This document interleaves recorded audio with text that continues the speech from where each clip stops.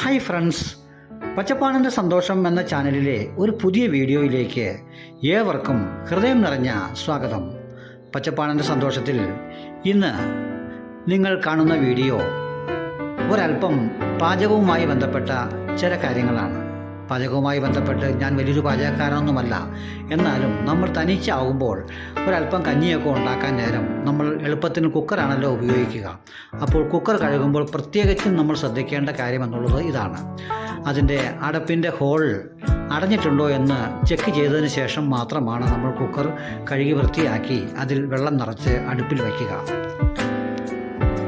കുക്കറിൽ ഇതുമാത്രമൊക്കെ ഇത്രമാത്രം പറയുവാനുണ്ടോ എന്നുള്ളത് സ്വാഭാവികമായും നിങ്ങൾ ചിന്തിച്ചേക്കാം. എന്നാൽ ഞാൻ പറഞ്ഞു വരുന്ന കാര്യം അതല്ല. നമ്മൾ കുക്കറൊക്കെ കഴുകി പാത്രത്തിൽ കുക്കറിൽ വെള്ളം നിറച്ച് നമ്മൾ അടുപ്പിൽ വെച്ചു. അതിനുശേഷമാണ് നമ്മൾ അത് ഗ്യാസ് സ്റ്റവ് ഓണാക്കി തീ കൊടുത്തതിന് ശേഷമാണ് നമ്മൾ അരിയൊക്കെ കഴുകിയിടുക. ഇപ്പോഴത്തെ അരിയാണെങ്കിൽ എത്രമാത്രം കഴുകിയാലും നമ്മളുടെ കയ്യിൽ ഒരു കൊഴുപ്പ് രൂപപ്പെടുകയാണ്. കാരണം ഇന്നത്തെ അരികൾ 11 തരത്തിലുള്ള കീടനാശിനികൾ അരികളിൽ ഉപയോഗിക്കുന്നു എന്നുള്ളതാണ് പ്രത്യേകത. കാരണം അരികൾ ബോൾഡ് ചെയ്ത് അതിനകത്ത് പൗഡറൊക്കെ ചേർത്ത് ഒരു കെമിക്കലൊക്കെ ചേർത്ത് ഈ പറഞ്ഞ കീടനാശിനികളൊക്കെ ചേർത്താണ് നമ്മൾക്ക് അരി കിട്ടുക. കാരണം നമ്മളുടെ അരികൾ എത്ര കാലം ഇരുന്നാലും അത് കുത്തിപ്പോകുന്നില്ല. പണ്ട് കാലത്തെ അരി എന്നൊക്കെ പറഞ്ഞാൽ ഒരു മാസം ഇരിക്കില്ല, അപ്പോഴേക്കും അത് കേടായി പോകുമായിരുന്നു. ഇന്നത്തെ അരിയോ മീനുകളോ ഒന്നും കേടായി പോകുന്നില്ല. കാരണം ഇതെല്ലാം കീടനാശിനിയാണ്.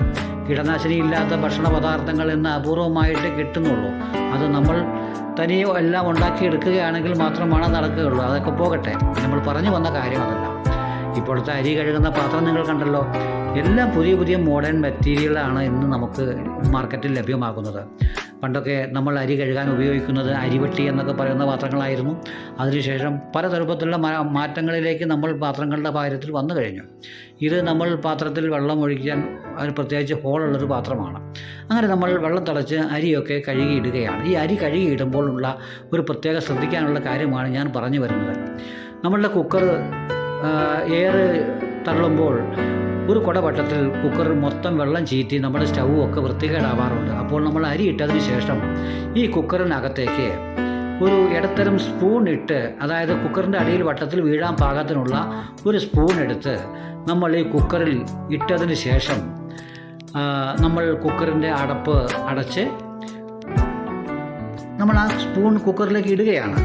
അതിനുശേഷം നമ്മൾ എടുക്കുന്നില്ല. അതിനുശേഷം നമ്മൾ ആ കുക്കറിൻ്റെ അടപ്പ് അടച്ച് അതിന് വെയിറ്റ് ഒക്കെ വിട്ടതിന് ശേഷം നമ്മൾ അത് അടച്ച് കുക്കറിൽ സാധാരണ പോലെ വിസിലടിക്കാൻ നമ്മൾ കാത്തു നിൽക്കും. ഇങ്ങനെ വിസിലടിക്കുമ്പോൾ സ്വാഭാവികമായും പഴയകാലം നേരത്തെയൊക്കെ ആണെങ്കിൽ ആദ്യമേ ഇതിനകത്ത് ഒരുപാട് വെള്ളം ചുറ്റും ഭയങ്കര പ്രഷറിൽ ഒരു കുടവട്ടപ്പാടിന് വെള്ളം ചീറ്റി നമ്മുടെ മറ്റേ ഈ സ്ലാബും ഗ്യാസ് സ്റ്റൗവും ഒക്കെ നിറച്ച് വെള്ളം തെറിക്കുമായിരുന്നു, വെള്ളം ചീറ്റുമായിരുന്നു. എന്നാൽ ഈ സ്പൂൺ ഇട്ടതിന് ശേഷം ഇങ്ങനെ വെള്ളം ഒരുപാട് ദൂരത്തേക്ക് ചീറ്റുകയില്ല, വളരെ കുറച്ച് വെള്ളം മാത്രമേ ചീറ്റുകയുള്ളൂ എന്നുള്ളതാണ് ഞാൻ അറിഞ്ഞൊരു അറിവ്. ആ അറിവ് നിങ്ങളെ കാണിച്ചു തരാനാണ് ഈ കാണിക്കുന്നത്. അങ്ങനെ ഞാൻ അത് പരീക്ഷിച്ചു. കുക്കർ വിസിലടിച്ചു. ഒരുപാട് വെള്ളം ചീറ്റിത്തെറിക്കുന്നില്ല, എയർ മാത്രം പോകുന്നു. വളരെ കുറച്ച് മാത്രമാണ് വെള്ളം ചീറ്റുന്നുള്ളൂ. ഈ ഒരു അറിവ്, എനിക്ക് കിട്ടിയൊരു അറിവ് നിങ്ങളിലേക്ക് പകരുക എന്നുള്ള ഒറ്റ കാരണത്തിന് വേണ്ടി മാത്രമാണ് ഞാൻ ഈ വീഡിയോ നിങ്ങളിലേക്ക് പോസ്റ്റ് ചെയ്യുന്നത്.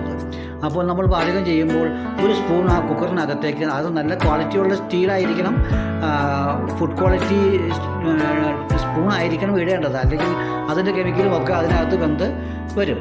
അപ്പോൾ നമ്മളുടെ കുക്കറെല്ലാം വിസിലടിച്ചു. ഒരുപാട് വെള്ളം ഒന്നും തിളച്ചില്ല.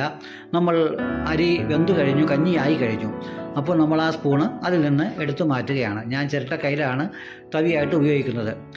കഴിയുന്നത്ര നമ്മൾക്ക് ഉപയോഗിക്കാവുന്ന തരത്തിലുള്ള കയ്യിലൊക്കെ നമ്മൾ ഉപയോഗിക്കുക. തവികളൊക്കെ ചിരട്ടക്കൈയിലാണെങ്കിൽ നല്ല കാര്യമാണ്. അങ്ങനെ ഇന്നത്തെ വീഡിയോ നിങ്ങൾക്ക് ഇഷ്ടമാണെങ്കിൽ എൻ്റെ ചാനൽ സബ്സ്ക്രൈബ് ചെയ്യുക, ഷെയർ ചെയ്യുക, ലൈക്ക് ചെയ്യുക. എല്ലാവർക്കും നന്ദി. Good bye.